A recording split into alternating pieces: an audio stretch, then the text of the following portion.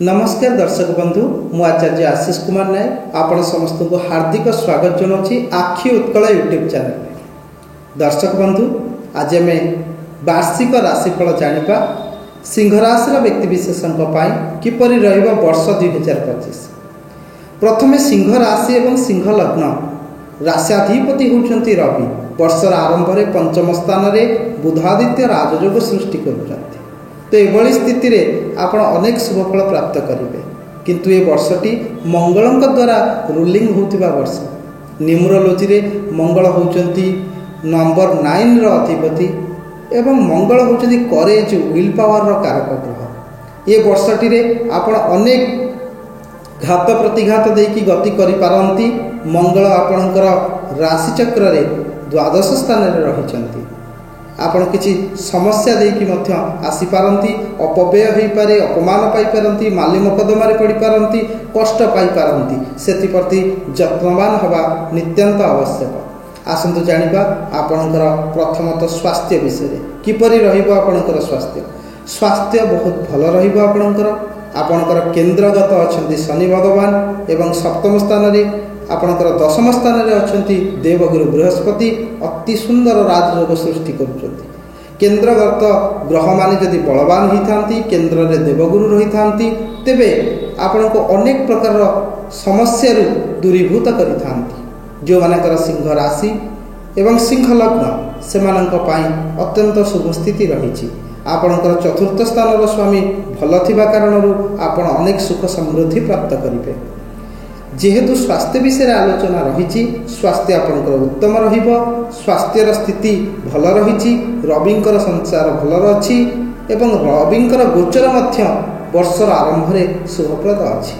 शनिंकर स्थिति सप्तम स्थान में थिबा कारणरू शनिंकर दृष्टि आपंकर राशि उपरे रहिबो। शनिक दृष्टि पाई आपण किछि कांशरे कष्ट अनुभव करि पारंती। शारीरिक पीड़ा आसी पारे, किंतु ताहा किंचित समय पई आसीबो एवं वर्षर मझी अंशरू शेष अंश पर्यंत आपण शुभ रहिबो आपणकर स्वास्थ्यगत स्थिति। आसंतु जानिबा विद्यार्थी मानक विषय किपरि रहिबो वर्ष 2025।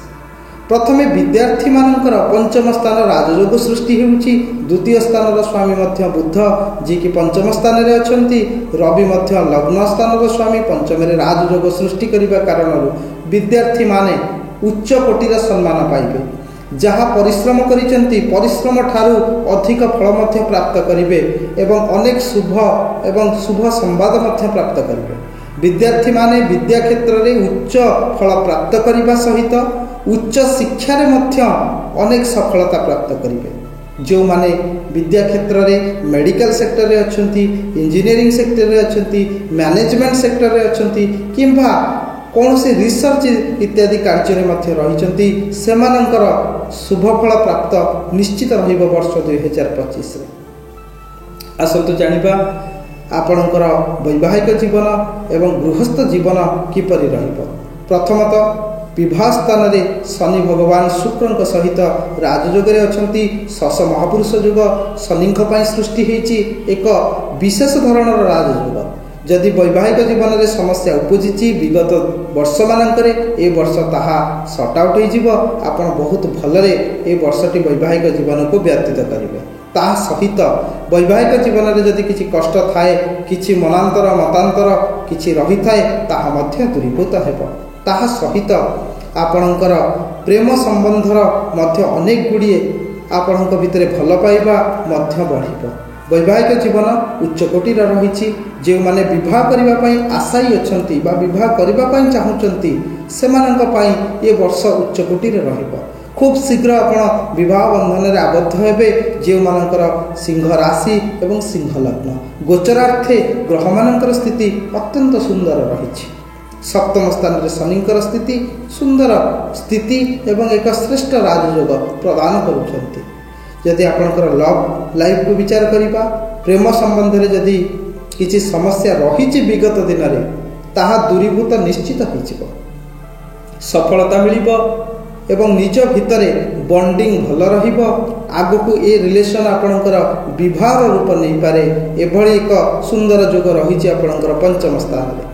जदि विगत दिनक किसी समस्या रही मनांतर मतांतर रही आपस समाधान ठीक होपर एक सुंदर जोग सिंह राशि व्यक्ति विशेषकर 2025 सृष्टि होसतु आपण क्यारियर विषय जाना जो मानकर सिंह राशि सिंह लग्न से दशम स्थान में देवगुरु बृहस्पति संचार रही बृहस्पति दशम रहिले एजुकेशन एवं शिक्षा संबंधी कार्य रही व्यक्ति विशेष को शुभफल प्रदान करती किंतु बृहस्पति वक्र होगा ताहा किछि कष्टकारी समस्या दे पारे किंतु जेहेतु दशमाधिपति शुक्र राजयोगे शनि सहित रही तो ये आपण को निश्चित भाव में शुभफल प्रदान करेंगे आपणकर क्यारियर रे उन्नति हेबो जो माने जॉब पाई बहुत वर्ष धरी समस्या रे अछंती जॉब पाई पारु नांती सेमानक पाई एक नूतन अपॉर्चुनिटी मिलिबार जोग रहिछि एवं आपणकर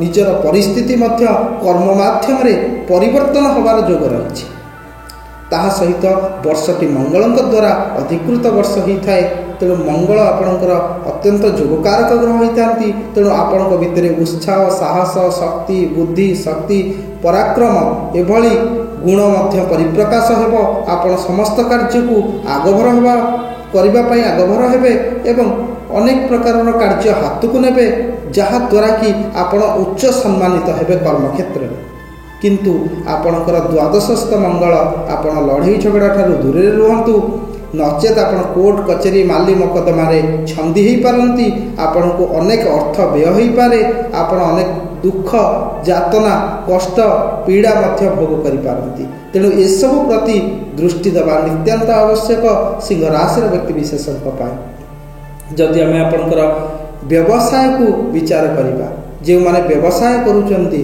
नूतन व्यवसाय आरंभ करने चेष्टा करुचंती आपण पार्टनरशिप रे बिजनेस करने चाहूँगी ये वर्षटी बहुत ही भल रही निजर बिजनेस पार्टनर सहित बहुत ही भल बॉन्ड रही बिजनेस रे किसी समस्या रही निज भितर समाधान करें निजर आलोचना माध्यम आप सॉर्ट आउट करेंगे जदि बिजनेस पार्टनर सहित किसी कष्ट रही किसी मनांतर रही दूरीभूत करें तेणु बिजनेस अत्यंत सुंदर जोग रही जो मानकर बिजनेस एजुकेशन में रही निजर tutorial coaching centre college institution ये सब करिसेंती आपणपाई अत्यंत शुभफल प्रदान करेंगे शुक्रंकर बिजनेस जहाँ आपणकर लग्जरी रिलेटेड बिजनेस गारमेंट आपणकर कौन प्रकार ज्वेलरी एवं एंटरटेनमेंट रे काम करुचंती तेबे मध्य ये वर्षटी आपणपाई सुख एवं समृद्धिर वर्ष वर्षटी आपण को अत्यंत परिश्रम एवं सहनशीलता धैर्य मध्य व्यवहार रे आपणकर बिजनेस रे आपण को शिखेब जहाँकि अत्यंत अनुकूल समय रही ये वर्षटी तेणु ये वर्षटी ओभराली जदि आम देखा आपणकर स्वास्थ्य आपणकर शिक्षा आपणकर पारिवारिक जीवन वैवाहिक जीवन एवं आपणकर बिजनेस एवं क्यारियर ये सबुथिरे एक भल जोग सृष्टि होइछे सिंह राशि व्यक्ति विशेष माने अनेक शुभफल प्राप्त करेंगे किंतु सिंह राशि व्यक्ति विशेषों द्वादशस्थ मंगल द्वादश स्थान में नीच थिबारु वर्षर आरंभ किछि कष्ट आसीपारे माली मकदमा आड़ को जापारती खर्चांत हो पारती से सब प्रति ध्यान निश्चित देवा आवश्यक एवं राशाधिपति होउछंती निजे सूर्य भगवान को जल दिंतु सूर्य भगवान गायत्री पाठ करंतु आदित्य हृदय स्तोत्र पाठ करंतु एवं प्रत्येक दिन सूर्य को नमस्कार करंतु भगवान सूर्य को नमस्कार करने द्वारा जल अर्पण करने द्वारा सूर्य भगवान बलवान होती एवं आपण जीवन में आसुवा दुख कष्ट क्लेश ये सब दूरीभूत होता है ये वर्षटी आपण मानक सुख एवं समृद्धिर वर्ष हो ये मोर प्रभु जगन्नाथ पाखे कामना आपण माने ये वर्षटी अनेक गुड़िए सोपान आग को जातु आपणकर समस्त मनोवाच्छा पूर्ण हो आपण को भगवान जगन्नाथ भलरे रखंतु एतिकी मोर शुभाशीष रहिबो आपण मानक पई रहुची नमस्कार।